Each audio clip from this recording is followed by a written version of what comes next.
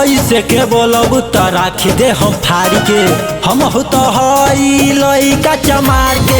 ऐसे जे बोलब तो राखी दे हम फाड़ के। हम तो हई लइका चमार के।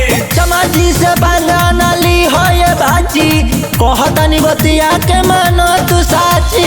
होली में चोली तहा रखी दे हम फाड़ के। हम तो हई लइका चमार के। होली में चोली तहा रखी दे हम फाड़ के। हम तो हई लइका चमार के। होली है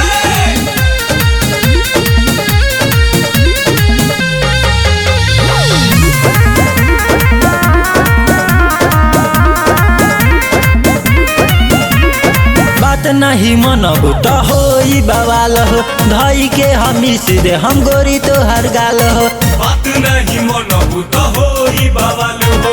धई के हम दे हम गोरी तो हर गाल हो। बात नहीं मनब तो होई बवाल हो। धई के हम सीधे हम गोरी तो हर गाल हो। हमरा के बुझो न तू या नारी, फागुन में लड़ जाई गोरी हो गारी। होली में चोली तहा रखी दे हम फाड़ के। हम तो हई लइका चमार के। होली में चोली तहा रखी दे हम फाड़ के। हम तो हई लइका चमार के। साला नाना होली है, होली है भाई होली है।